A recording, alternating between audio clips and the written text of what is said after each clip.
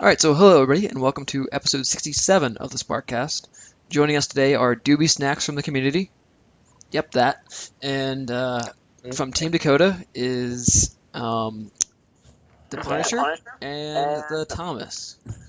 Yeah, the Thomas is The Thomas. not nearly as intimidating as Punisher. I like Spark Thomas. Spark Thomas. Though, if you're going to be the Punisher, then you got to walk around with that skull shirt all the time. Oh, see, I didn't know about it beforehand. I have a bunch of skull shirts. I would have wore it. That would have been cool. So Missed opportunity. Well, Thomas does have his troll shirt on, though. I do, yep. So he's Thomas the Troll, yeah. Yeah, let me make sure, yep, for people who can see it. nice. From .org. Oh, yeah, that's right. We still have that shop, don't we? So if anyone You who guys wants do, yeah. Don't forget about that. Yeah, anyone who wants to go ahead and buy that can go ahead and do so. So, how is our stream quality? Seen 30 seconds ago, we look okay. For some reason, my video isn't loading on my web browser, so... Oh, whatever, YOLO. Actually, it's you live only once. You do more than just live once, so it's YOLO. Let's just smile and nod. Yeah. All right, so go ahead, Doobie. I know you have a million questions for Team Dakota, and this is your time to be unfiltered and go ahead and assault them with whatever you want to know. Oh, great. Your favourite sexual position? No. No. Told you to answer everything. It's the 59th episode of the SparkCast. We're at 67. 67th, close whoa. enough. Yeah, jeez. We just had like the 50th one not that long ago, so that's scary. Okay. I threw a random number out there, but it's my guess. All right, so serious question, Doobie.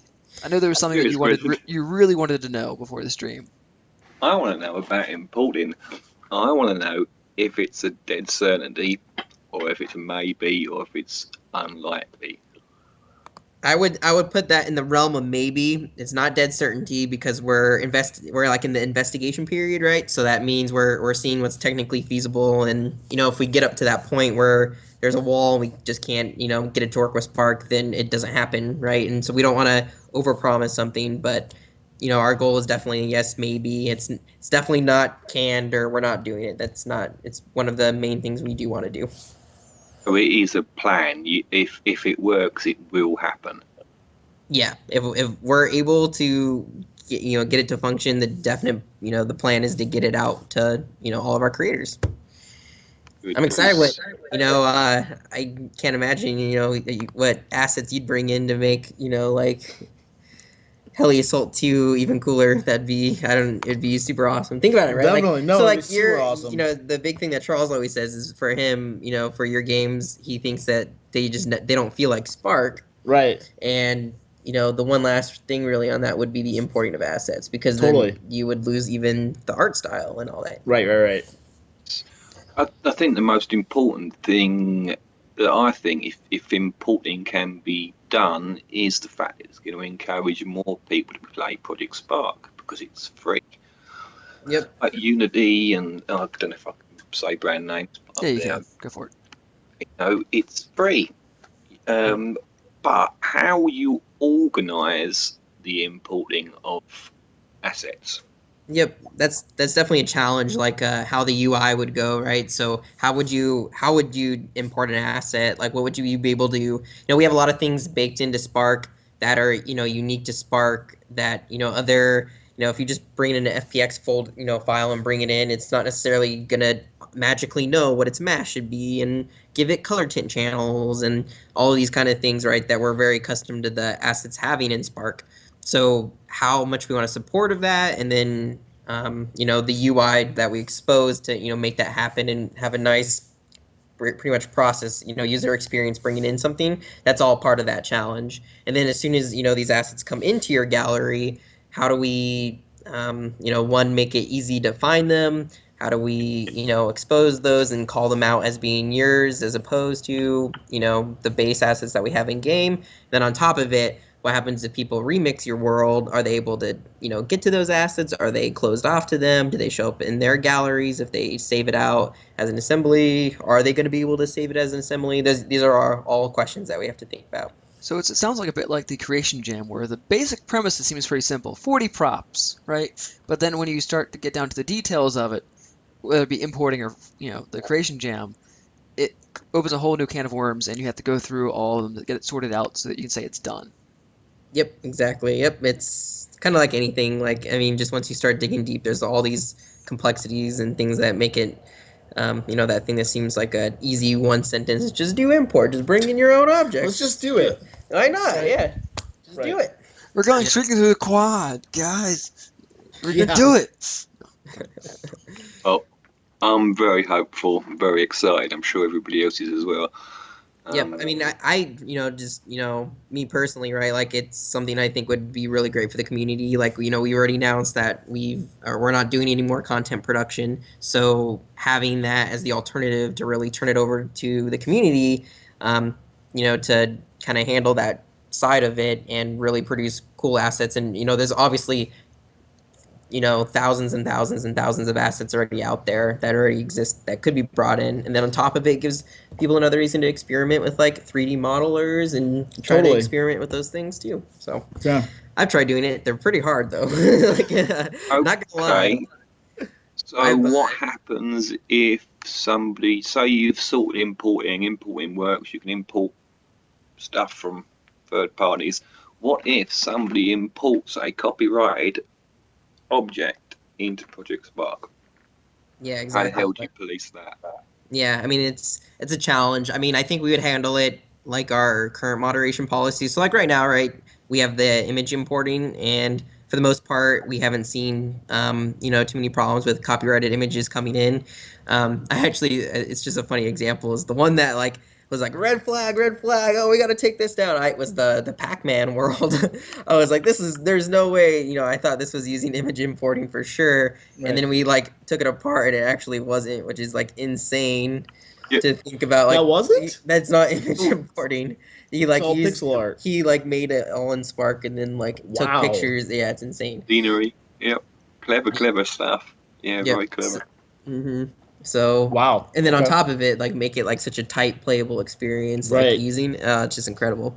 So yeah, I definitely went and checked out how that was made, and I couldn't believe it. But yeah, so like currently the way it works is, I mean, we're obviously like a limited team. I can't see every single upload that happens in Project Spark, but we look at what gets reported to us, what the community's talking about, and then of course we are here for if anybody sends us takedown notices or that would be the main way it would come from, like a company saying there's copyright infringement, we need this to be removed, and we would follow along with that.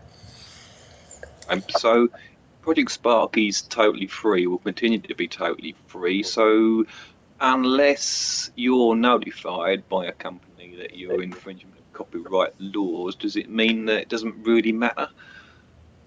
I mean, I wouldn't encourage it. I know, like, on my end, from a community point of view, like, I'm, like, if these things are definitely known, like, to be copyrighted assets, and it's pretty obvious that they are, I won't be encouraging these creations or that kind of behavior. Like, I won't be like, featured this week, play, the water temple from Zelda exactly as it is. Yeah. Like that wouldn't be my plan, even though it would be really cool, and it's like an achievement in itself to get these things in Spark, and I know it's a lot of work.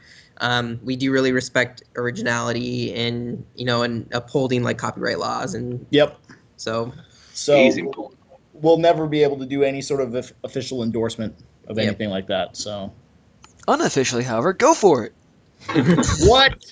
I don't know what you're talking about. All right, so the other half of the equation is that it's Doobiesnax here, and we have fans of his joining us with that's pretty much Charles we're talking about. Yeah. So Charles, do you have any questions for like? I mean, not nearly. Shut up, Thomas. No one likes you. Yeah. Come on. I get to hog all the other Spark guests. What's your leaderboard scores on freaking Axiom's Ben? Come on.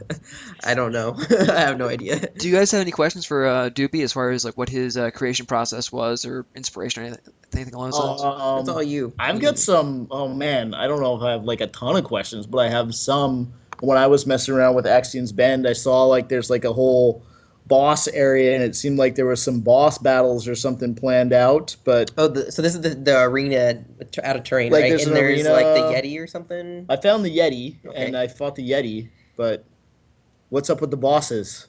I just didn't finish it. It got featured before it was ready, and it got featured, and I just got bored. You're like good Yeah, enough. I did. Yeah, and it was a case of that. That's why when I did Heli Assault, I clearly stated in the title, "Please do not feature. This is not ready yet." Yeah, it was a case of that. I kind of gone, oh, well, I've got where I wanted it to go, and Yeah, stuff he learned his lesson because on Heli Assault 2, he published it like a month before we featured it, and he was like, "Please do not feature. Still working on this."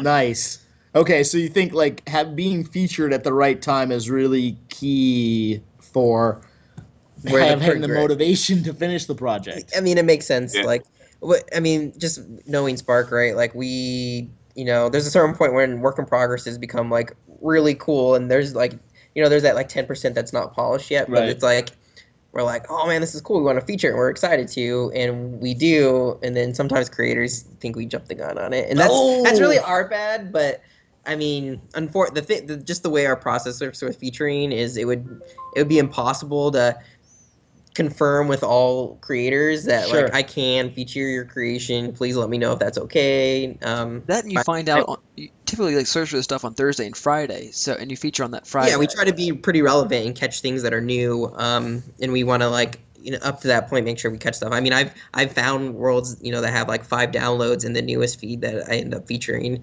And that's like so I try to do it as fresh as possible. Right. And make sure that I'm grabbing from the newest pool of creations that I can. But on Doobie's side, it doesn't make a whole lot more sense for him to add more content to that one level when it's already been featured, and people tend not to play the same level over again unless they're going for a higher score. So people that did play it when it was featured would be less likely to see the new boss battles that he put a lot of time and effort into. So it would make sense for him to put that into Heli Assault 3 instead, where Axion's been 2.5 that makes sense. with the goats. Yeah.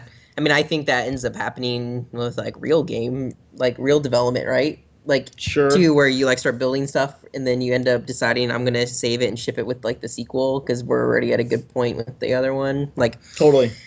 I don't know, you've been through more game releases Yeah, than I have. no, that but- happens. I mean, there's also I've never been on a project like this, but there's certainly projects where it's been.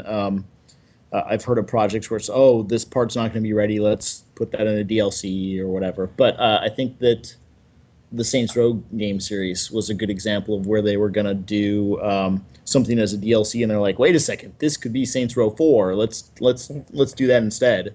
So. Makes sense. Let's see. I did think of another. So you've got a ton of stuff in Heli Assault 2, like just a whole bunch of different features and gameplay mechanics and all that kind of stuff. What are your favorite things, or what are the things that you're most proud of in that game? I kind of achieved everything in that game that I'd never achieved in the others. Completely destructible scenery. I was in no rush for this game. I was always sort of trying to rush the others, trying to get it out and show everybody, and the end product of a game is to then be appreciated for it. And with this one, I kind of just did it for myself. I just wanted to play around with code, and I spent hours finding silly little barriers that you could destroy, or doing the shield, and there's just so many cool aspects in that I'd never managed to work out in other games, so I was in too much of a rush. And with this, it was just like, it takes 4 or 5 months, which it did, took 4 months. So there's a lot of things I'm proud of. I'm really pleased with the way the helicopter flies. I think that's the most important thing. Gameplay seemed to work. Nice. I really like the camera. I thought that was like incredible because it's just so unique of a camera compared to other things. Like I like the offset and like trying to do that camera in a 3-dimensional space with this like flying vehicle. Like I've never seen that accomplished so well. That was really cool. Right. Yeah, it was a pain because you can't fire. Cameras are a pain. No lie. It was. You can't fire at screen center when camera forward when the helicopter's offset to one side because it fires off to one side. So I've got it raycast in and raycasts. I hate them. I hate them. I still haven't worked out how to ignore certain objects. And I've had so many people try and explain it to me, and I still don't think I've got the answer that I was looking for. Yeah, it's tricky. Like it's funny because you have to trick it to, from the player's point of view, like, okay, there's my ridiculed screen center, and then I have this offset, and it like looks like it, but really you're like taking bullets and you're like curving them like toward, like, well, I mean, even it's like so fake. in pretty much every game out there, any third-person game out there that has a on-screen reticle, right? That's always a tough challenge, right? To try and figure out, okay, how do you line it up? Because it's the accuracy of the reticle is going to depend on the range of what you're shooting at, and it's complicated stuff. So I'm amazed at how well it came together with Heli Assault 2. Pretty impressive. And they a recent example is like Gears of War, right? They just put out their Ultimate Edition. And Gears 1 is known that it actually shoots from screen center. Like, the bullets you see on screen are like totally fake. Like it's definitely like straight. I didn't even realize that. Yeah, so it's so when you're like standing there, right, and you're there's this locust guy standing in front of your character's shotgun, but he's not screen center, and you're like, I just totally blew him up in the face. It's because it's actually from screen center. Whoa, I wish I would have known that. Yeah, it's tricky because you have to learn to play like that, regardless of like, because you were mentally right, like, here's my character, here's your shotgun, and if I put it in this guy's gut, it's it's gonna win. But tricky, not the truth. You have magic bullets that shoot from some area up and to your right. Yeah, it's actually Jack the ghost, or whatever, the robot. He's here all, that's how you hold 660 Lancer bullets too. Nice. Good deal. I think in the first one anyway, that's how much you hold. I think they changed that later. Let's see, what's next? Well, that's the question. What are you working on next, Doobie? That's a good question. I was going to ask you guys what you're working on next. I done this competition, didn't I, today? Just trying to get people that are maybe less interested in code, but more interested in just prop creations. I just set up a little competition to say, make a flying machine, and I'll shove the code on it from Heli Assault 2 and create a helicopter or a vehicle for you that flies like Heli Assault 2 does. Will you make a game mode with it as well, or just make it animated? Yeah, I'm going to make a game with them, yeah. That's awesome. So, Heli I saw Assault that 3. thread on the forums right now where people are kind of building some flying machines. It looks like you got a couple entries already, I think, and they just went up today. That's pretty good. Yeah. I want a few more. Just no code, just want props. And as complicated as you want, and I'll make them fire and shoot and boost and. And what Charles is going to do is he's going to take somebody else's creation and modify it slightly and add a dragon next to it, and then he's going to say, "This is my entry." Turn it invisible and add, exactly. A really good game out there called Axions Bends with Dragons, and you can do something like that. That was a low quality remix. I play a ton of games now, and I'm like, man, I wish the main character was a dragon, right? I feel like that should be just an option going forward for games. Put dragon mode in your games. Dragon mode, I like it. Dragon mode, Y or N? Yeah. Play it normal, then play it with dragon mode. We should change the Project Spark hub world so that your main character could be a dragon. That'd be pretty fun. Well, I can go for that. Dragon or squirrel, I think, is the good defaults. Or squirrel. I can see that. I mean, it's very much Project Spark, right? Yeah. The squirrel is is one of our mascots. It was one of the foundation pieces because it was one of the early characters that everybody had. It was just like, this is a stupid character. Let's put it in everything. Mm-hmm. Makes sense. Well, and I think also it has, maybe some people would disagree with me with this, but he has the most unique look, personality to him, right? Like he's very weird looking. The squirrel. Yeah. Well, they've explained the backstory behind him, right? Where it was originally supposed to be a raccoon, and then its head was put upside down, and they recolored it and renamed it a rabbit and infuriated the art department. That's as good reason as any? Sure. Yeah. They called it nice. Well, see, now I think what people should do is they should add the dragon as a playable character, and maybe it could vomit out squirrels, right? And then that's the best of both worlds, So I had squirrels for dinner, and then you're the aftermath. right? So And like maybe every 20th squirrel is conquer, right? So little I like Easter it. egg. Mm-hmm. It's good. Look at this. Squirrel eating design dragons in with action. bulimia. This is how it happens right here. Yeah, Squirrel breath, yeah. So it's a squirrel dragon. exactly. Makes sense. It's a good idea. And a mechanic of the game would be you have like a tally, right? And then you like pass out if you lose too much. So you have to like take medicine that'll like prevent. So maybe you're just constantly spewing squirrels, and then you like find like medicine that'll cure it for a while, so you don't. And then you have like a ticker, so you have to manage that level of squirrels that you get to keep. Wow, this is getting involved. Well, you can Are make it like you a the puzzle best? game. You can make it a puzzle game like Dr. Mario. Like Lost Planet, right? You're always losing heat, and then Right. you have but you're losing squirrels. You're always losing squirrels and now. then you have to find squirrels to consume as well as medicine, which puts a stop on your constant decrease. Makes sense. Okay, so Yeah. I think we're through with the squirrel vomiting. Yes, please, let's move on. So we'll move on to You're the one who Doobie's brought it question. up. Doobie's question to you guys, which was what's next? What's next for us? Thomas, you want to take that? Sure, I'll take that. So for what's next for us? Well, we already talked about import. I definitely think that's probably the most beefy feature that we would want to get in game. The other priority that is even before import, honestly, for us is a standalone version of Project Spark that would be. It would work like on Windows 7. It would be really easy to deploy for schools. So it's part of our focus now on education. So that would be, I think, really the main thing, because we really want to get into that space. It's gonna be really important for Spark and for keeping us ticking, keeping us moving. Did we talk about? App, yeah. Did we talk about the next game jam stuff anywhere, or is that still? That's not been talked about yet. Whoa, we Okay. just had an announcement of We- a we- game yeah, jam. We've talked. People know there's one coming. We mentioned in a State of Spark how we were thinking of different prizes, and we got a lot of good suggestions. So Right. So yeah. So we're not announcing yet what that is and all the details. But definitely pretty soon here. I would definitely say you'll know more about that game jam before the end of the month. Have you announced that the prize is $1 million yet? Right.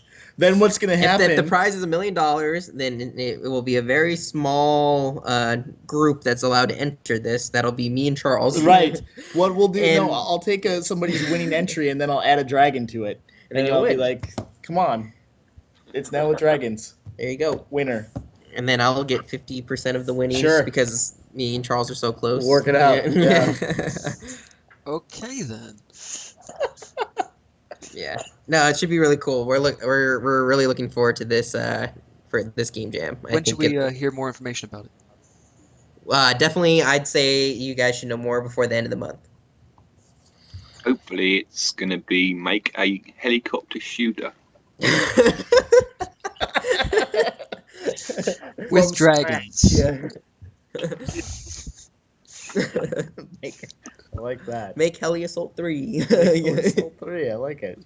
But make it starring Conquer in some way so that we can call it Conquer's Big Reunion Chapter 2. like there you that. go. Yeah. We should. I've been campaigning for a long time that we should have game jam that is make Champions Quest Episode 2. And we, from the community team, have argued against that because we don't think there'd be enough interest or What? people who are super wanting to dedicate a lot of their time to make a really polished Champions Quest 2. Well, here's the thing. Like, I think it's a really good idea, but I haven't seen, putting that. I mean, maybe that's something good to bring up now again, but I don't think I think the community would rather be able to go the direction they want. If they want to make a helicopter You're probably game right. or whatever, I don't think they want to be limited to using something that with the champions and that type You're of probably camera. right. Yeah, I don't think you should have any stipulations at all. Just make a game for us.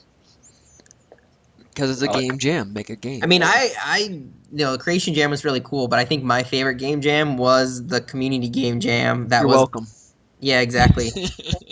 Thank you. I mean, that was the avant-garde, and that's what we got, like, Furious Little King from. We got, Nice. not Adrian contraption. I mean, infected. It was like like just the most crazy experiences, and it was all over the place. And I think it really showed because people could, devote to something that they wanted to. Something that they already were Right. wanting to make regardless, and now they had an incentive and a reason to really, put the grinder Right. on and get it done. So, Zeefels actually has a question that is probably going to come up as soon as the Game Jam information is released. Would you guys be allowing anything that was made before the announcement of the Game Jam, or that started before the creation? So there's not anything official yet, but this is like what I would like to see in our rules with this new Game Jam. You cannot submit a published project that's already that's already happened, right? So if you have Heli Assault 2, You can't and have Heli Assault 2 with dragons. yeah, you can't do Heli Assault 2 with dragons. That won't work. Also, like, it does have to be an original creation. Obviously we would judge that differently, as like, if you saved as new project on your own thing, we can see that and know that, and we know that you're not copying something from the Hall of Fame. So yes, it does have to be original in that fact. Can you use stuff you've built prior and bring it into your creation? I would like to say yes. I think that would be really cool, and I think that allows people not to have to start totally from zero, right? They can, if you wanted to bring in your mechanics, that you used in Heli Assault 2 and bring that forward, I think that totally makes sense. And likewise, like, I think if people are good about crediting people, I think, like, if somebody wanted to make a helicopter game and wanted to, use some of those mechanics and had, and credited, the creator for that, I think that's okay too. Like, I think that makes sense. Cool. I'm so distracted by this cat now. Bill Thomas is a big fan of cats. He has two, and they look pretty much exactly like that. They don't look exactly like that, but they do. They are orange, and they definitely have the white belly mane. So I guess that's pretty close from what people can see. Yeah, it's pretty much as much as I got out of 2 days. His cat is a long hair cat, and ours is like ours is not ours, but Yeah, I'm like, me, this is me and looking like- and my wife's cat. Our cats are short hair, so Welcome to Cat Chat, episode 1. Exactly. This whole SparkCast Cat definitely cast. sounds like Thomas and I are in a relationship. Like, Thomas is a cool guy, but I don't like him like that. I disagree. You do like him like that, with dragons. You don't know me. Alrighty then. So we veered off onto many topics at this point. Yeah. So hopefully, I was rambling about the Game Jam and answering all that. So hopefully that made sense. If people think what I'm suggesting for that is terrible, let us know, because we are very close to finalizing stuff for Game Jam. So if that sounded bad to you, let me know. You can do it in chat right here, or send me a PM on the forums. Yep. So here's a question I would have for Doobie. What did you think about the remix with dragons? The low quality remix with dragons. Right. I thoroughly enjoyed it. I thought it was a brilliant idea. I didn't know who Charles Punisher was at the time. I just thought it was some random 12-year-old. You're not wrong. I was going to say in your face Paradox Moose, but then the 12-year-old thing kind of cut me off the knees there. Yeah, so it's in your face, isn't it? Okay. Yeah, great. Good stuff. I think it's great that people can remix now. I think I know there's this big issue of 0% remixes, which I wanted to bring up. But I think on a whole, it's a really good thing that people can now learn from other people. It's an open playing field, and anybody can go into anybody's level and go, how did they do this? How did they do that? Let's nick this. Let's nick that. Yeah. So I wanted to watch. For just like the learning part and education of Spark, and as far as like collaborating, like definitely the no content restrictions really helps with that. Obviously those things were also kind of protections in place to prevent tons of remixing and things, and we're still working through that. But I think, it's some growing pains, right? But we already see huge improvement from that first week that we had. So we're still working out the kinks on there, but it's going well, I think. I mean, you guys are bringing it up on the forums about the state of remixes and like this week, right? People on Monday were very astute to like let us know that it got not that great over the weekend, and that's because we're not here. But and we're looking at fixing that and how we can adjust feeds and in our time to make that work better. So it's definitely a work in progress, but we're getting there. It's getting better. And what's really good about the new feeds is we're not like, if you accidentally save as a new project and stuff, you can still get discovered and like actually show up at the top, which was never a case. And we really don't want to go back to being hard nosed about remixes where those creations can never come up anymore, because that's like how it was before. So you would never be able to you never had a reason to legitimately remix something, because you would never be able to get enough plays or notice on that creation because it was buried and never showed up in the right feeds. So what are you going to do in the future to stop low quality remixes from showing up on Twitch streams like Charles's with Dragons? I don't know. I'm sorry. Maybe Charles will be kicked out of stream going that could forward. be it. Yeah, that could be it. Yep. I figure I got at least 2 more in me.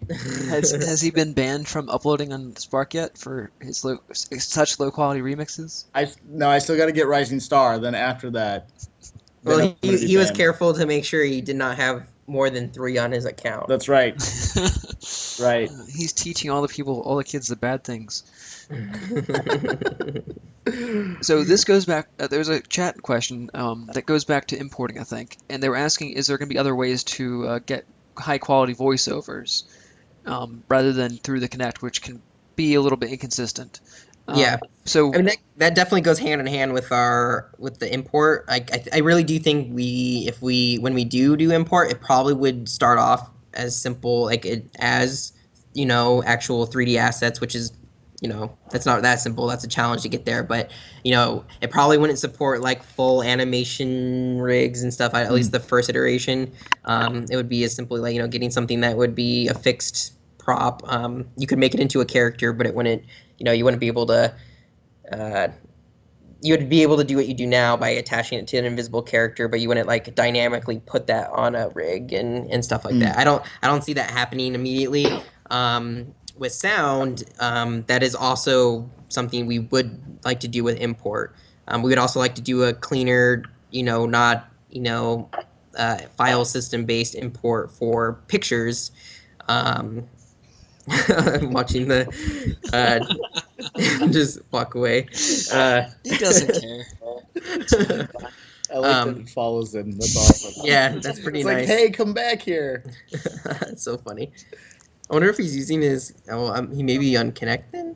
Yeah, he's on Kinect. Yeah, 'cause Kinect does that. Oh, nice. That's why I like it. That's actually really expensive to get a computer one that will do that for you. Nice. But the Kinect does it. Anyway, I'm like totally off my game now because you did that. About importing sounds. Yeah, about importing. Yeah, but so bottom line, yes, we would like to do also importing direct for audio too, and then also for like images and whatever else. We do think that'd be really cool. One thing with importing, it's definitely a challenge for. It's definitely a challenge for. I'm trying to be serious right now. It's so hard. What is it a challenge for? Tell us. I don't know. Something's a challenge, but it'll be worked through and it'll all be good in the end. Yeah, sure. See, I'm total professional, unlike you people who are getting paid to be here. Right. All right, so we're running towards the bottom of the hour, and I wanted to make sure that we got to know Charles a little better, because this is the first time we had him on the SparkCast. Yeah. So, Special. the few things I like to ask Team Dakota members when they first come on is, so how did you get in the games industry, and like what is your experience prior to Project Spark? Gotcha. So I've worked at Microsoft since '99. I started off in Windows networking, and I moved to Office Live Meeting. and that was right around when Xbox 360 came out.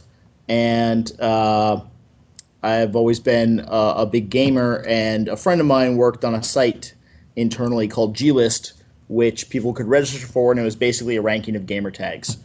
And there was a period of time where I was number one at Microsoft for Gamerscore, and I was like, why am I working in an office? I should be working in games. And that was kind of how I led off discussions with people on the game side of things, because people at Microsoft and games they would do things, they would say like, oh, working on games is very special. You need special game knowledge that people on main campus, meaning Windows, Office, all that sort of stuff, they don't know. And I'm like, come on, number one gamer score at Microsoft. I think I know what's up. Let's do this. I think I've played some games before. I played some games. I think I have some things going on. And I ended up getting a job as the test lead on 1 versus 100 for Xbox Live back in 2008, 2007 or so. And that was freaking awesome. People have a lot. It's like a cult favorite that people still ask for to get brought back. Explain, because I think a lot of people don't know what 1 versus 100 is. Yeah, it was a massively multiplayer online game show, and it's based on a TV show. It's a trivia show, and basically there's a contestant, and then there's a group of 100, and you answer these questions, and the one has lifelines that can help them out. And what we did is we did this show. We put this together where basically all these people could connect to an episode at a certain time, like 7 p.m. on a Tuesday. Our record was we had 117,000 people connected to the same show at the same time.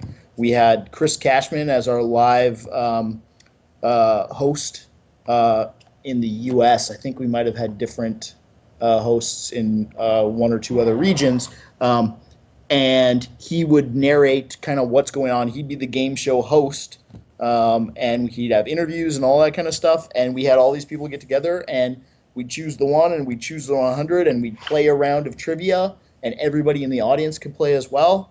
And we'd pick winners, and the top scorers would get prizes like free Xbox Live Arcade games, and it was freaking awesome. And it's so different, awesome. Right? Like, it was so different. It was ahead of its time. It's one of those things that still kills me that we haven't done anything to follow that up since then. So I don't think that show stayed on. No. So did they kind of go with the show? Like it just No, we actually got the license for this, and it was all planned, and then the show was canceled before we even shipped. Oh. So that was something where it's like, it's a little weird that we're making a game based on the game show that's not on the air anymore.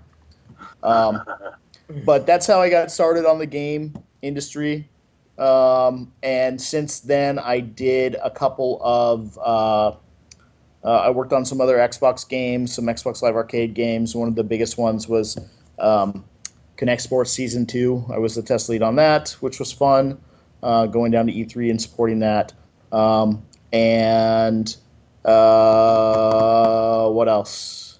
Then I transitioned over to be the producer on all the Microsoft casual games. So Microsoft Solitaire Collection, Microsoft Minesweeper, Microsoft Mahjong for Windows 8.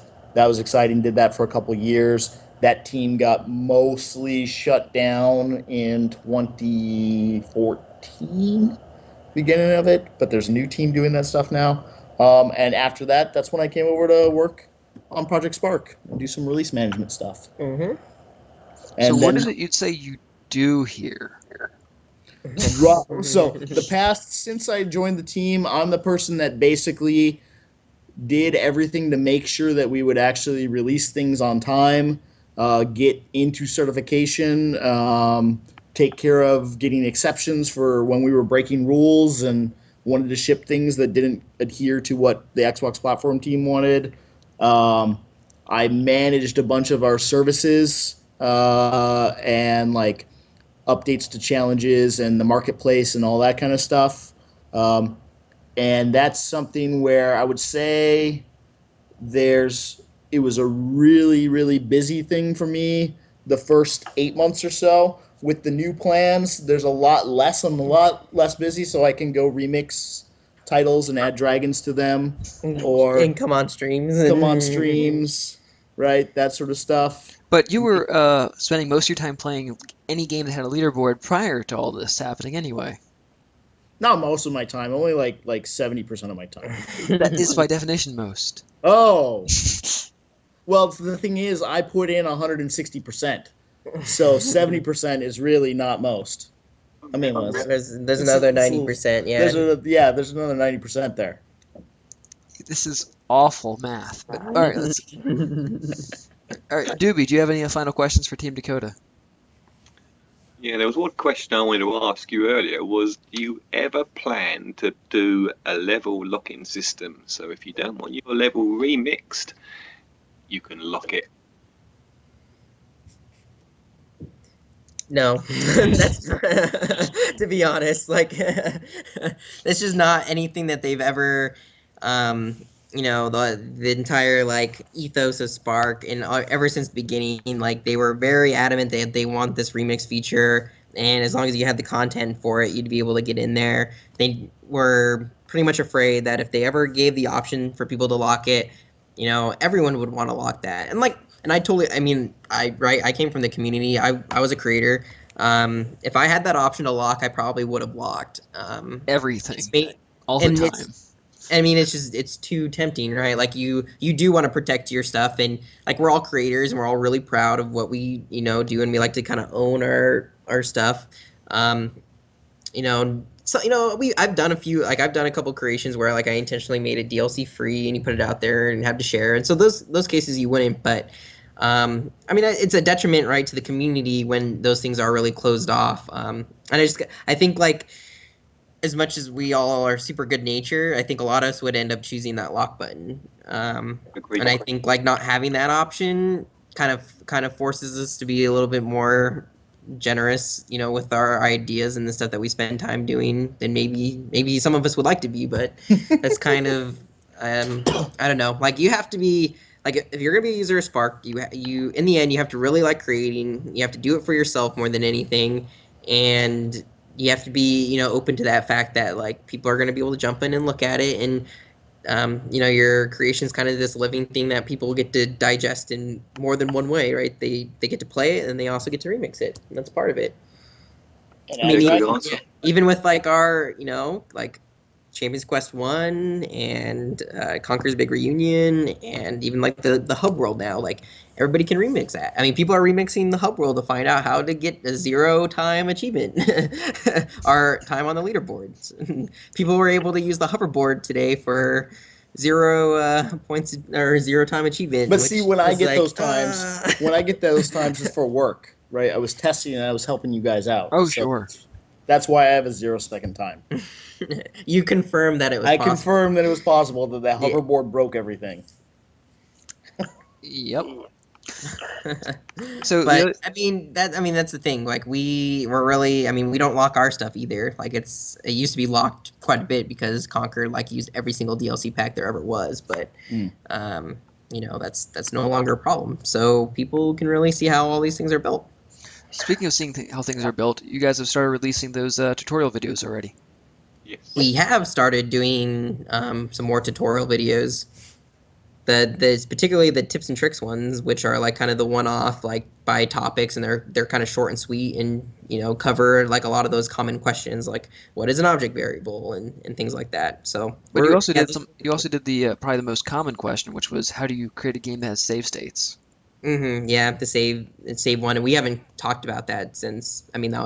I think we've never done an education stream on save states since I've been here, and I think they did one right when the feature came out, and it kind of, I think that was one of those, it was in the community mentality for that little short period, but right, most people aren't making projects that end up using it, so it kind of gets forgotten, the process for it, and so I think it was good to put out a new video covering that too. Especially because it was a 10-minute one, so people can skip right to the part that they want to, as opposed with the hour streams where they have to find somewhere in there where they tell you how to do it.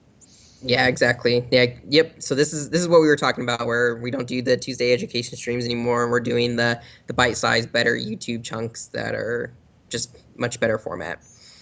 And we're gonna be putting out more of those, so stay tuned. They're kind of be a main staple going forward. I should do one on how you add a dragon to a remix. You should totally not do that. Find the main character. Find a turn main it character. invisible, Make him invisible. attach replace the a dragon mesh. to its center. Yeah. Done. Change the flames. You didn't end up replacing mesh because that broke stuff. I think I replaced one mesh. Oh, so there's just Because like Doobie's his plane was complicated and made of a bunch of different pieces. Right, Mhm, because he had a bunch exactly, of pieces that were firing from one area and whatever. Right. So. Yeah, I Anyway. was quite. Yeah, we're not talking about that. So do you plan to do more advanced tutorials once you get sort of more the sort of basic stuff out of the way? Yeah, like I mean, they're definitely we're planning on doing a little bit more advanced stuff. We're definitely keeping it a little bit more basic right now. I mean, for instance, I just got done recording a one based on like text and kind of getting started with text, and I already want to do like a follow-up one that talks more about like, so that one was like the mechanics of text, like how to set up your syntax correctly to like where you can like do a sentence plus another sentence, and oh, that one, you know, you sometimes need to add a space because you're directly on top and all these different things. But I didn't cover like displaying of text, so the next one I'd be able to talk about like how to do bold and italic, which are, you know, kind of hidden and people don't know how to do that, and then like size by number and how to do colors. And I don't know. I think as we do more and more of them, we'll keep pushing that to start making like little, you know, kind of series of like text 1, text 2, text 3, but kind of not at that part. Raycasts. Carry on with the raycasts. Yeah, the Raycast one for sure. Those are tricky. Though I think the absolute most important one is something that you haven't we discussed, but you haven't actually followed through with. Debugger one. The debugger. Yep. Because that one would definitely be an advanced tutorial right off the bat, because in order to even get to the 10-minute, we could not explain like every like nook and cranny. So I think we want to hit some of the skill sets that you would need to get to that point, and then we would do a debugger, and then be able to like in the description link to the videos you would need, you know, kind of prerequisites to get to that level. Right, so if you don't know where you're, you know, if you're brand new, go through these videos first, and then you can watch this one, right? Because you would need to understand how to display text and use text variables and things like that if you're going to build a debugger. yes, very much so. But you can also show how to do that in the process, and I think the Yeah, sooner but that then happens, the better. It wouldn't 'cause be a 10-minute video. Right. That's kind of, it'd end up being an hour long, and you would lose a lot of people who know that stuff, and they just want to learn how to do a debugger. So I think kind of these shorter, very focused videos. Right, but I'm just saying, get on it. Is what I'm saying. Yeah. Get to work, Thomas. Get to work. I know. Get on with it. Yeah. Well, if I didn't have to do these SparkCasts every 2 weeks. Hey, listen, it's only every 2 weeks. I do it every week, so Yeah, that's true. That's true. I have to put up with you people. Terrible. And as a result, we're no longer having Tuesday streams, no longer having Thursday streams. So the next time we'll see you guys is going to be on Friday morning. Yep. And we're still definitely Tuesday streams, like the education stream format, is pretty much gone. I don't think we're gonna go back to that. We're still thinking about Thursday streams, and if we still want to commit the time to them, and two, it'd be more about finding a format that we could pretty much show up, do the hour, and just have a good time versus like a lot of prep work, like the SparkEpisodes, which I saw there's some questions about SparkEpisodes. SparkEpisodes are definitely over after SparkEpisode 3, if you didn't realize that. Yeah, I gave the backstory as far as what the original plot of that was supposed to be. They were supposed to die, so they're not coming back. They're not going to do more episodes when they were supposed to have died. Yeah, so it is over. I guess that wasn't clear in the video. I have to go back and watch. I thought it said the end, and It did. It was pretty abrupt, and they're like, "We have here a whole bunch of coconuts." The end. No. Then. Yep. So with that, so SparkEpisodes just took a lot of time, and it's we definitely want to dedicate that better to like education resources and things like that. And we're getting pulled a lot of directions right now, community wise. So we want to do, definitely better use of our time than those videos. And the people who care about lore can go ahead and literally write whatever they want. For SparkEpisodes? For Spark lore. Just in general. So Yeah, lore I in mean, general. really, lore is definitely wrapped up on our end. We won't be doing any more Champions Quest or, got anything like that, or new content, right? So, it really is up to you guys, right? Like I'd love for people to make creations that are kind of Project Spark lore-ish, and I'll be more than happy to feature the cool ones, and they can kind of continue on that story.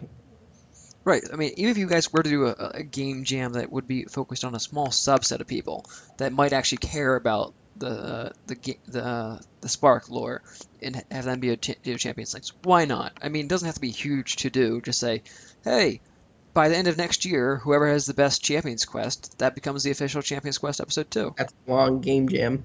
Yeah, but it could be. Sometimes it would take that long to make it, depending on how crazy involved you want to get, right? Like, I mean, I think about like we had a team of how many, devs and artists and stuff working on Champions Quest. So Yeah. one person to do that would be pretty incredible. Yeah. Probably would be a year of man hours, right? Yeah, but you just say, whatever is the best one at the end of the year, that's what we're going to put in the books as episode 2. And Yeah. then if you guys want to edit to some of the stuff to go ahead and string it up and put it in the official Team Dakota release, and then put your stamp on it so that you can remove all the curse words that Doobie puts into it,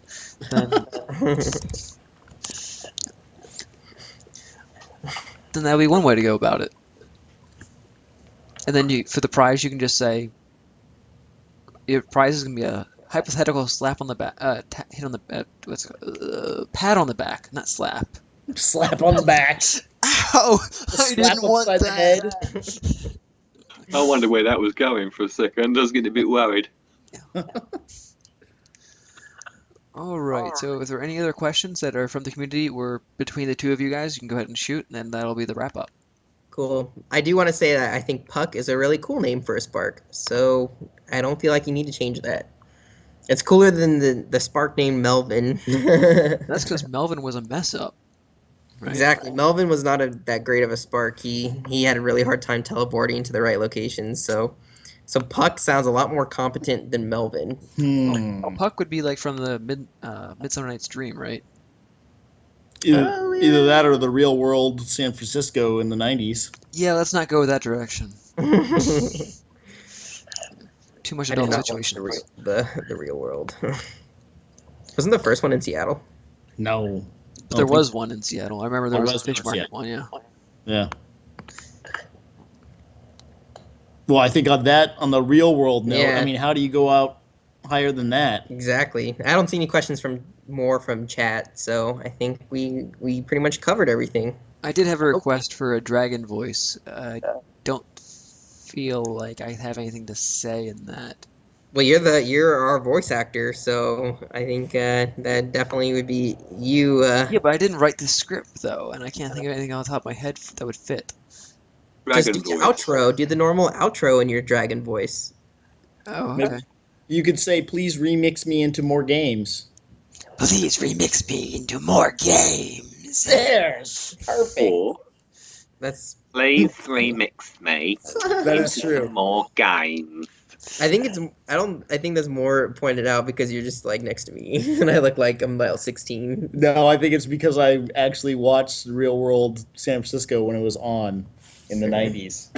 I'm definitely old. That doesn't make you old. That though. makes I'm old. Well, let's put it this way. My wife watched that though, but she's not old. Thomas is young enough to not hate episodes of 1 through 3 of Star Wars. Oh, snap. I don't hate them. See? Thomas is a Not the- youngin'. Yeah, I was like 8, 9 years old when the first one Jeez, came out. dude. That means like, of course, I was into it. Oh. There's some good parts. Come on, pod racing. No. Yes. No. Pod racing had no purpose in that movie. If you go ahead and watch like why they went to the pod racing, and they're like, "Oh, we'll just borrow money to put up the fee." No, you needed to go into pod racing to make money so you can buy the Oh, parts. my gosh. Of like pod racing, Oh, and it was my like it had the whole slave culture, right? Like around like in this part collection. This could end up being an endless discussion. All right, so I'm just gonna go ahead and We don't. okay. So I hung up on them, and we're gonna go ahead and sign off. All right. So good night, everybody. Thanks, Doobie, for joining us, and I believe Zeefels is gonna be joining us next week or the week after, depending on his schedule. All right. Good night, everybody. Thanks.